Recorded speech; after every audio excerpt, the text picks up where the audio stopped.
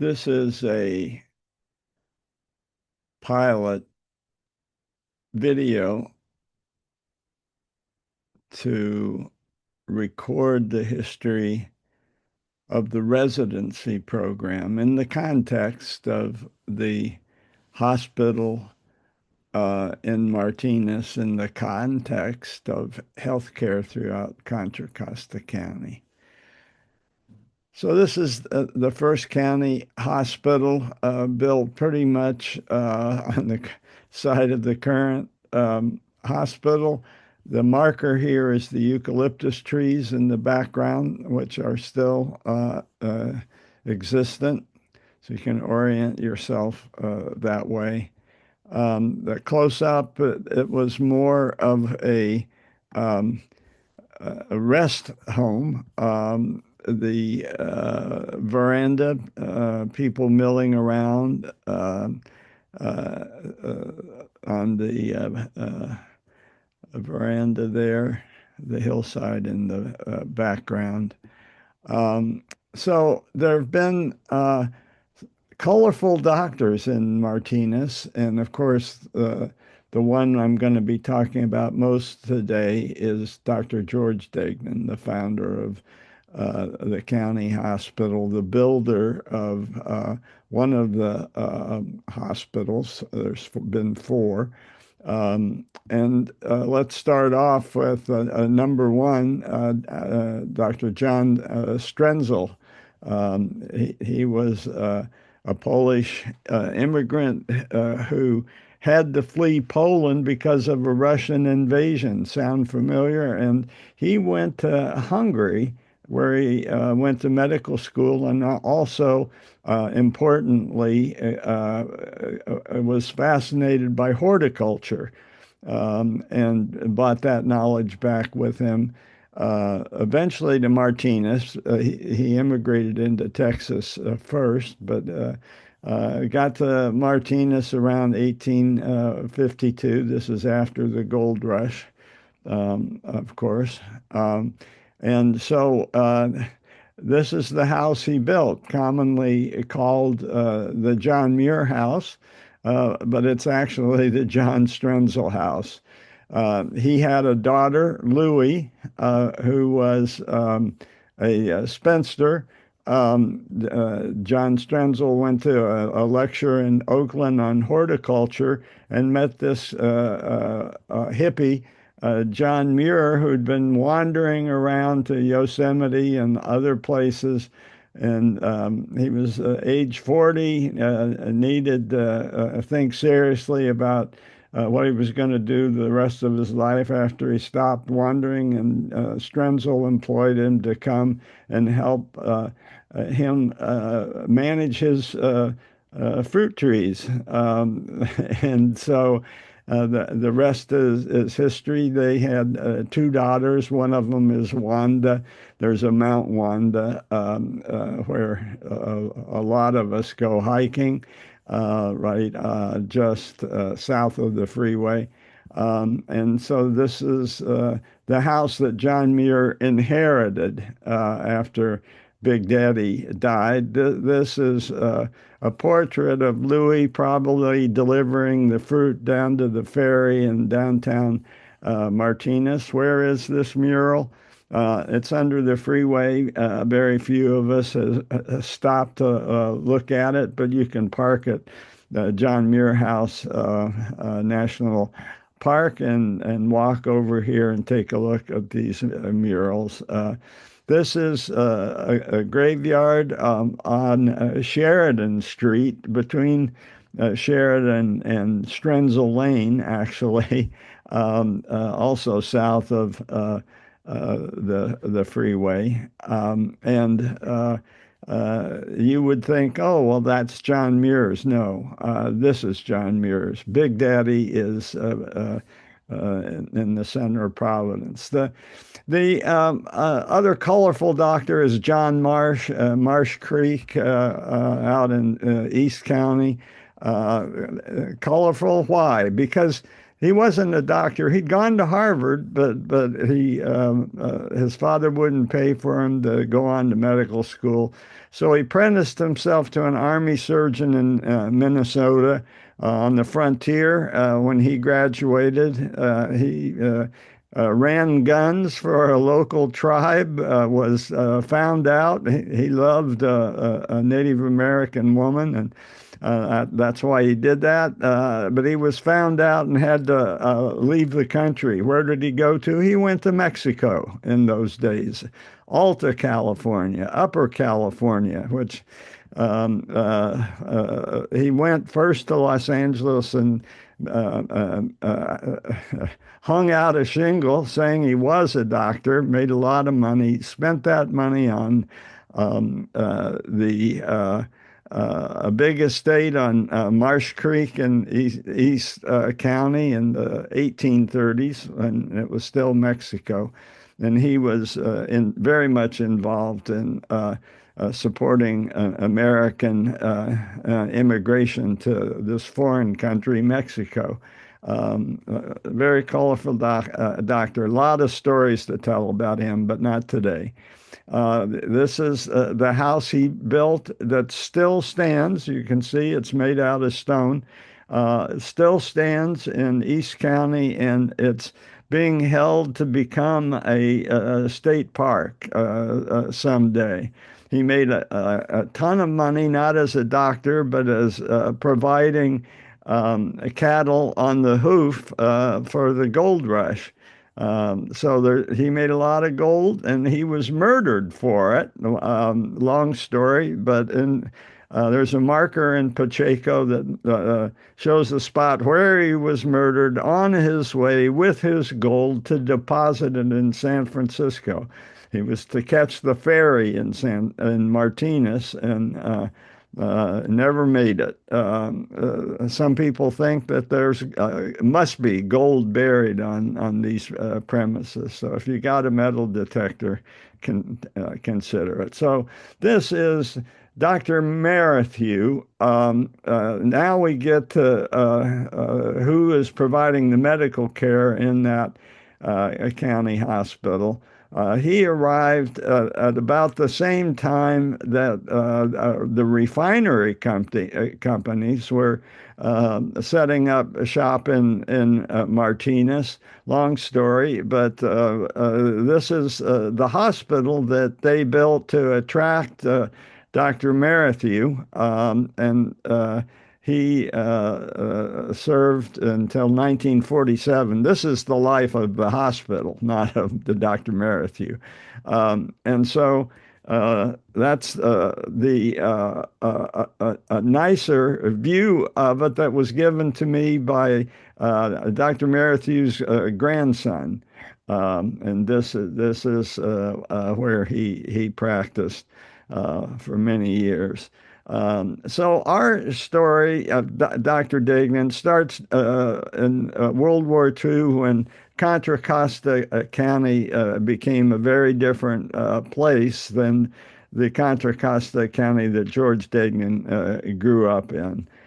So oil refineries, steel, shipbuilding in Richmond, where Dr. Dignan went to high school. And so World War II transferred George Dignan as well, and we're interested today because he was the founder of the general practice residency. So he arrives at the county hospital in 1947 and sets up the residency in 1950, and of course he could see the writing on the wall and knew that we'd have to convert to family practice. So he developed a relationship with UC Davis, specifically the Hughes Andrus, the director of family practice, the family practice department at Davis. And they bonded very tightly, and so then it was converted. Actually, Dr. Dignan, he was residency director until 1970. So he stepped down from that and let one of his underlings take that over. But he was basically in charge of converting the family practice in 1976 before he retired. So a little bit more about George Degnan. Born in Chico, Richmond for high school. I went to UC Berkeley, played freshman football. Graduated from McGill, so he went to Canada for medical school. And this is the first inkling that our program would eventually have an international cast to it. But it really starts with him going to medical school in Canada. He came back to do a residency at UCSF in internal medicine, but quit within months because he said it was too much like trying to separate pepper from pigeon shit. In 1940, he joined the Canadian Air Force. He quit UCSF. And he had married a socialite in San Francisco, and they got divorced almost immediately. So there's an interesting story there somewhere. I never could figure it out. But so he, in 1940, goes to London for the Blitz. The Germans are bombing London. So if you're a young doctor just graduated from medical school and you're wondering what you can do in the world, off he went. So another reason that our county program has an international cast to it. In 1946, he was given a specialty degree by the Royal College of Surgeons. So, he didn't do a surgical residency in the standard way, but in World War II, a lot of exceptions were made. And then he came back 1947, took over from Dr. Merrithew, and in 1950, he started the general practice program, at least started in motion, getting the general practice program. We're still not sure when the actual first class arrived. We've been looking for pictures of those classes unsuccessfly. So his philosophy was patient oriented, community oriented, prevention oriented. Maybe that was from his experience in Canada and Great Britain, which, of course, had the National Health Service. Not when he was there, but it was being debated while he was there. And it was established right after the war as a reward to the valiant citizens of the United Kingdom who had withstood the German bombardment. And it was that reason mainly that Winston Churchill lost the election right after the war over setting up a entitlement for the British people. So a lot of these slides, I have to publicly acknowledge Steve Marin, who put these together. And he was very much in favor of patient involvement, as you will see. So let's let George Degnan be heard. Steve Marin recorded him at his home.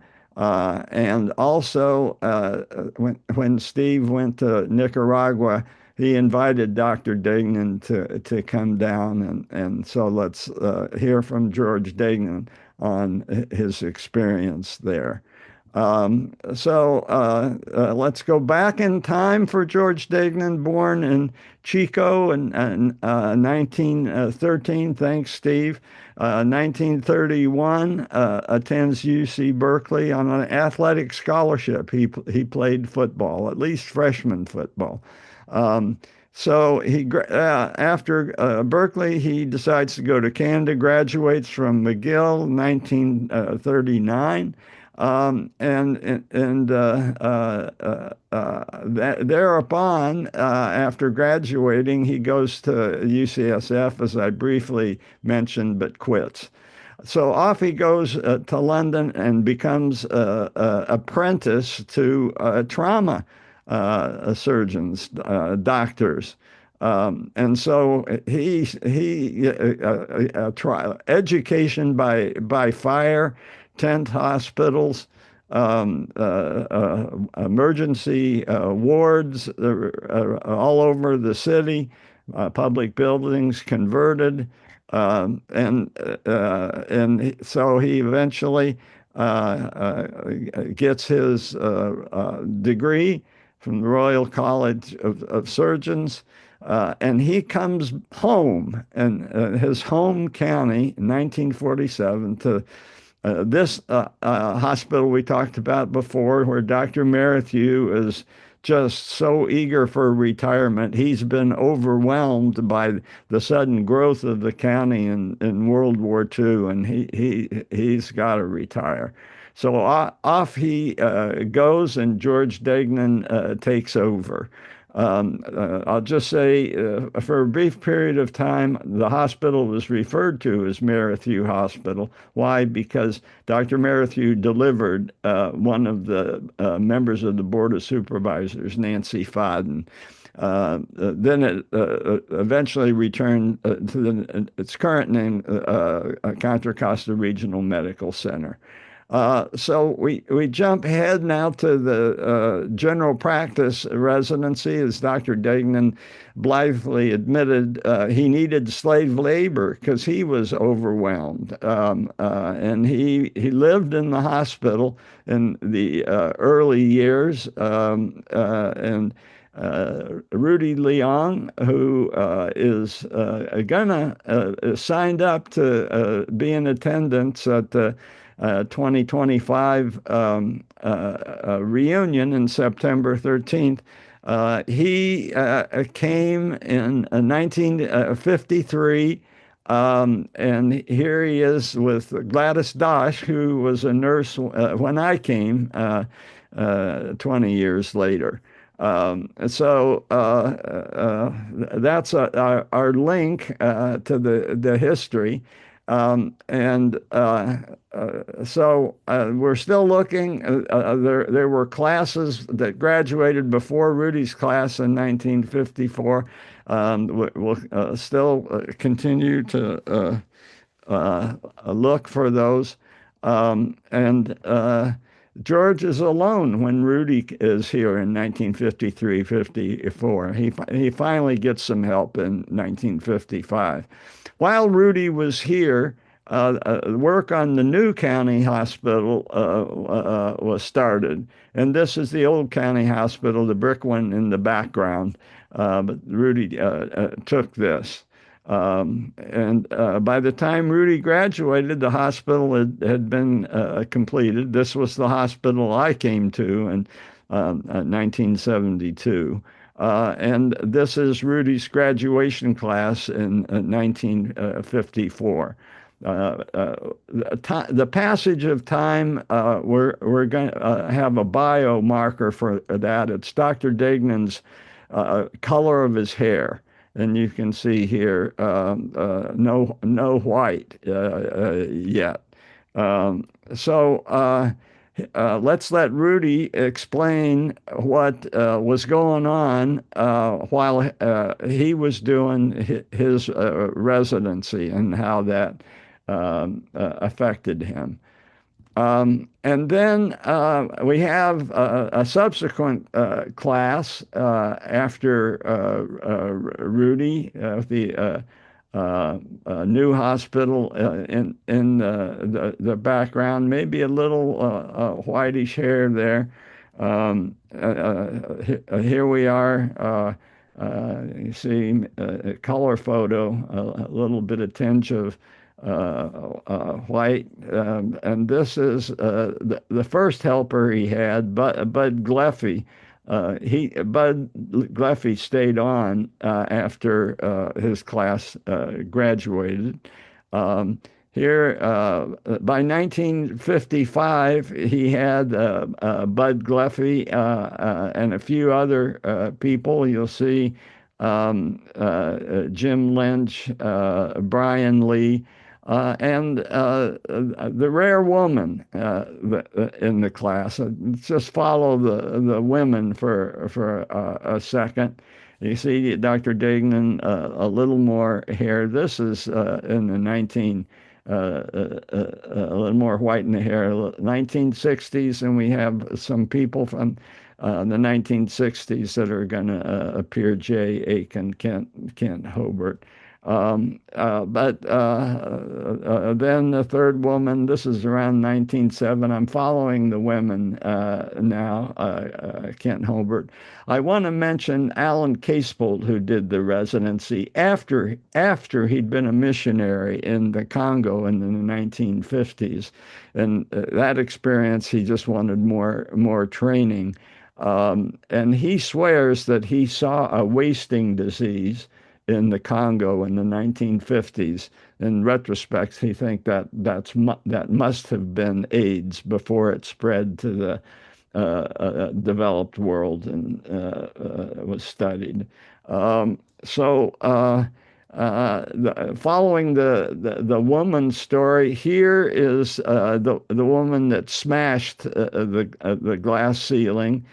She became the medical staff president at a time when the Ronald Reagan Department of Defense was asking public hospitals to develop a contingency plan for nuclear war. And she led the medical staff when it said, no, we're not going to do that. That's going to make nuclear war more likely. So we'll save that. That is a detailed story, and we'll save that for the 1980s. But here's Dr. Degnan by 1977, all white. This is me and my really good buddy Al Loosely, and Dr. Leong, who is now back on staff. And we'll talk more about this class when we get to the 1970s. And just the final point on the woman's story, 1980s, the gate is open, and we begin to the correction of the previous imbalance. So going back now to the mid 1950s, I just wanted to finish the story of the women first, but let's go back to the mid 1950s, and these are the Dr. Degnan's true first generation of helpers. And I want to focus on that. I've already mentioned Dr. Gleffy, who eventually decided he would go for outpatient medicine and became the director of the Pittsburgh Health Clinic in East County. But Jim Lynch and Brian Lee were going to spend a lot of time telling their stories, because I think it's important to hear their stories, how they continued the strong emphasis on trauma and surgery that Dr. Degnan brought in the founding of the hospital. And here's two of them at the 2010 reunion, and we interviewed these voices from the 1950s to get a deeper understanding of what the institution was like then. And so we'll start off with Jim Lynch, who was the medical director who accepted me to the program. He had taken over as medical director, so he's the second medical director. He'd taken over in 1970. He only lasted a couple of years. Jay Aiken took over from him. So let's listen to him tell us about what practice was like in the 1950s, and we've got four different clips that I think are really illuminate what was going on then, and you can see Jim speaks with a twinkle in his eye. It's an Irish American twinkle. And George also very much identified as Irish American and was also a very good public speaker. And so in the mid 50s, help has arrived just before all of Dr. Dagnan's hair turns white. Um, and let's listen to now Brian Lee tell us about his experience at the Contra Costa County Hospital and his relationship to the residents and what a good teacher George was. Of course, there was a heavy emphasis on trauma and orthopedics from Dr. Dagnan's experience, and this is my close buddy. We went to medical school together, played basketball together, did the residency together, and he found the home I'm still living in for me while we were in Contra Costa in the 1970s. And a lot of plaster, setting of cast, application, very important. And then there was burr holes. Dr. Dagnan, you can imagine, had the challenge of learning to put in burr holes during the Blitz with German bombs flying all around. And you had to be able to diagnose quickly a patient who had increased pressure in the brain, life-threatening, and you had to act quickly without an X-ray, without obviously they didn't have any scans, anything like that. And just on the basis of your clinical diagnosis, you got to be able to relieve that pressure. And every trauma surgeon in London had a brace and a bit. So he actually taught us how to do that in the field. And why is that relevant? Because one of our graduates, Sam Richards from the class of 79, moved to a small town and had the occasion to do a brace and a bit in an ambulance going from this small town to the bigger city. He recognized the problem, knew he couldn't wait, and did the brace and a bit relief of the intracranial pressure in the ambulance. Evan Pulvers was a small child in this community and obviously heard the story of the town's doctor and what he did and decided that she had to come to Martinez. So Evan Pulvers.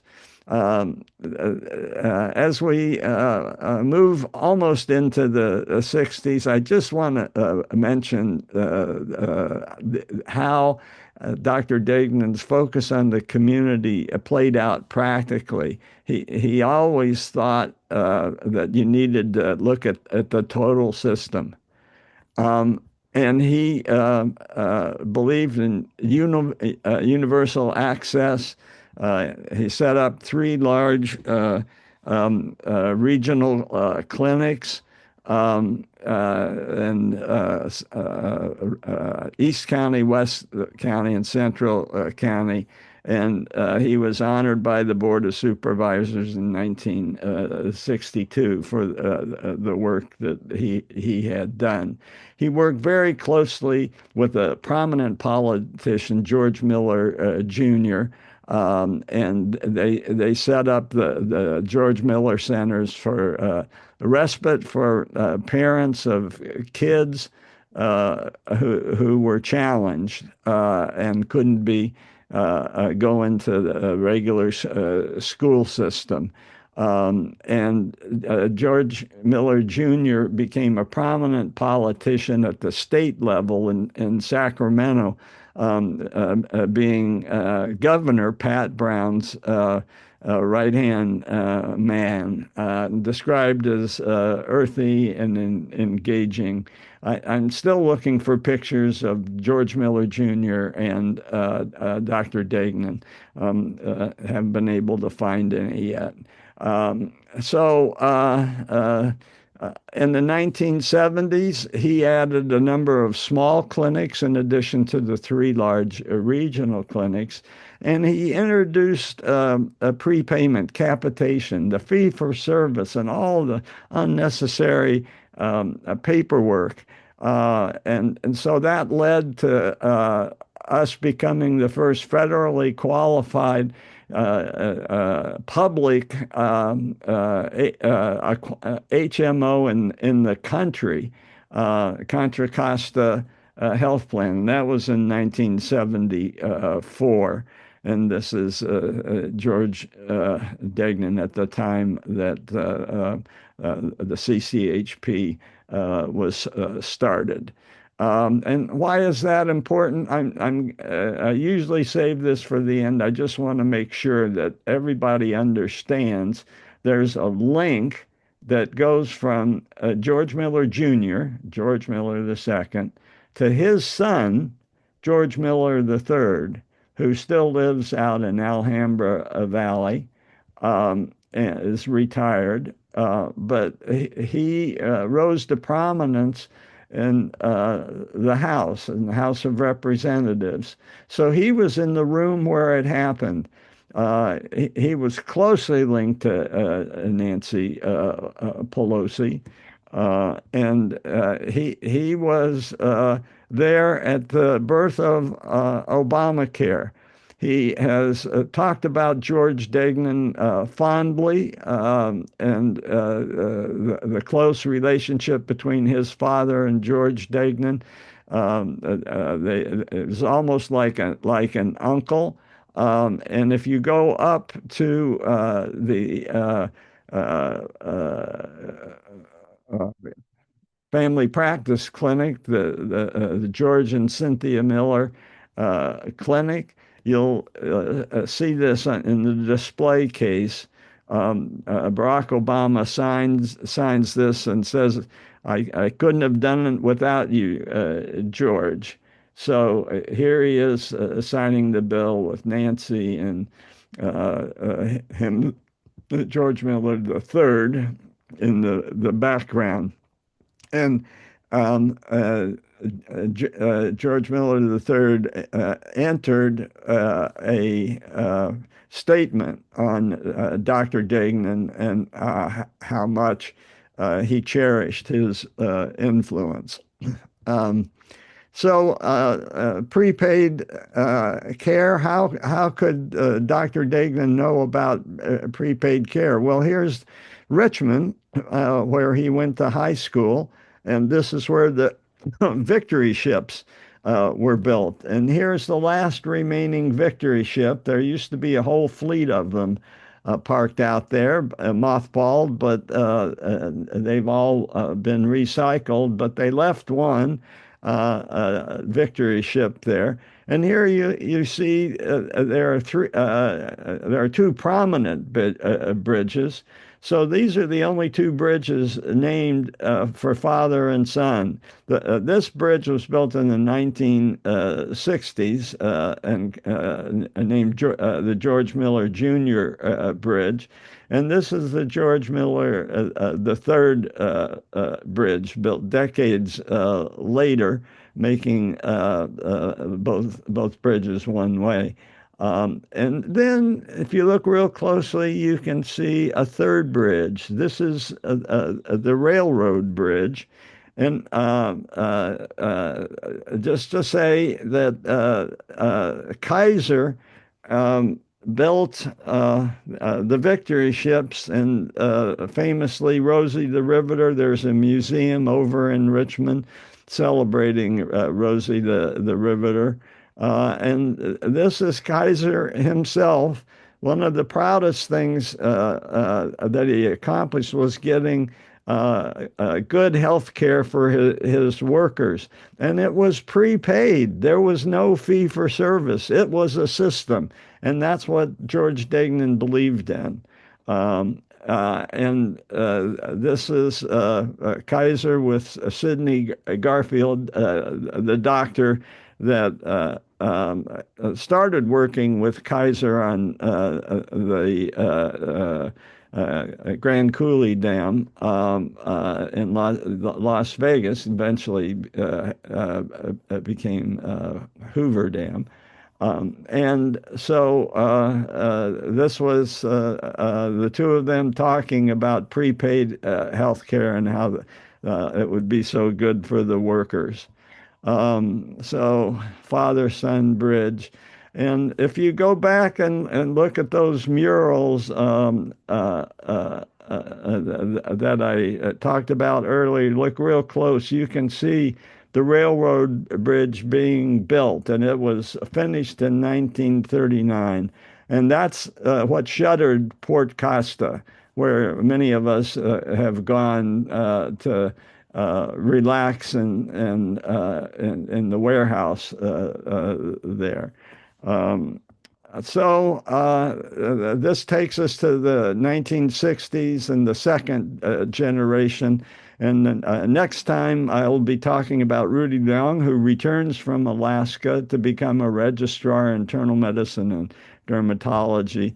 The arrival of Jay Aiken, who I mentioned, became the third residency director. He lasted 13 years, also a registrar in internal medicine and ear, nose, and throat. And a very special guy, Kent Hobart, who became a registrar in OBGYN. He came for the residency in around 1967. And another special person, Herb Sigmund. And we'll talk more about that when the next installment of the 1950s. And this is a picture of two of them, Rudy and Jay Aiken, when they came back to the reunion in 2010. All right, so that's where we'll stop for today.